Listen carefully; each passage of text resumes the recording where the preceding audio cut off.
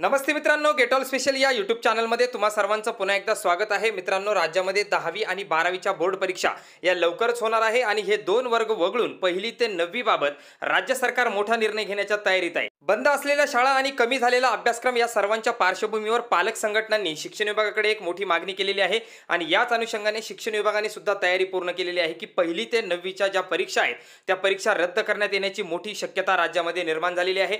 त्याचबरोबर मार्च एंडपर्यंत सत्र समाप्ती करून नवीन शैक्षणिक वर्ष हे रेग्युलरपणे जूनला सुरू करण्याची तयारी शिक्षण विभागाने केलेली आहे. सविस्तर या व्हिडिओमध्ये आपण पाहणार आहोत. त्या अगोदर तुम्हाला ही माहिती आवडल्यास व्हिडिओला लाईक करा आणि अशाच नवनवीन अपडेटसाठी गेट ऑल स्पेशल या चॅनलला सबस्क्राइब करायला विसरू नका. चला पाहूया सविस्तर. मागील वर्षभरापासून मुंबई आणि परिसरातील शाळा कनिष्ठ महाविद्यालय ही पूर्णपणे बंद आहेत आणि या शाळा आणि कनिष्ठ महाविद्यालयांमधील शिक्षण ऑनलाईन पद्धतीने सुरू असले तरी बहुतांश अभ्यासक्रम हा अद्यापही अपूर्ण असल्याने पहिली ते 9वी पर्यंत सर्वच विद्यार्थ्यांना सरसकट उत्तीर्ण करण्यासाठी शालेय शिक्षण विभागाकडून धोरण आखले जाणार आहे. यासाठी नुकत्याच शिक्षण विभागाच्या वरिष्ठ स्तरावरील अधिकाऱ्यांच्या बैठका झाल्या असून त्यासाठीचा प्रस्ताव तयार करून शालेय शिक्षण मंत्री वर्षा गायकवाड यांच्याकडे मंजुरीसाठी पाठवण्यात येणार असल्याची माहिती शिक्षण विभागातील वरिष्ठ सूत्रांकडून देण्यात आली आहे.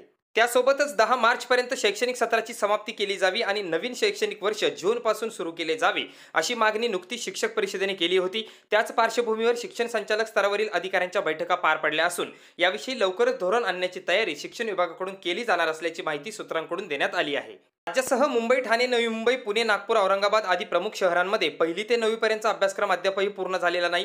त्यामुळे विद्यार्थ्यांच्या सोबतच पालकही चिंतेत आहेत. ग्रामीण भागातील विद्यार्थ्यांना ऑनलाईन शिक्षण मिळू न शकल्याने त्यांचा अभ्यासक्रम अर्धवट राहिला आहे. त्यामुळे शालेय शिक्षण विभागाने कोणताही विचार न करता पहिली ते 9वीच्या विद्यार्थ्यांना सरसकटपणे उत्तीर्ण करण्याचे धोरण जाहीर करावे. यामुळे राज्यातील लाखो पालकांना दिलासा मिळेल अशी अपेक्षा महाराष्ट्र राज्य शिक्षण क्रांती संघटनेचे अध्यक्ष सुधीर घागस यांनी केली आहे. तसेच शिक्षकांना शाळेत बोलावले जाऊ नये यासाठी मुंबई महापालिकेने जो निर्णय घेतला तसाच निर्णय राज्यातील इतर स्थानिक स्वराज्य संस्थांनी घ्यावा अशी मागणी सुद्धा त्यांनी केली आहे.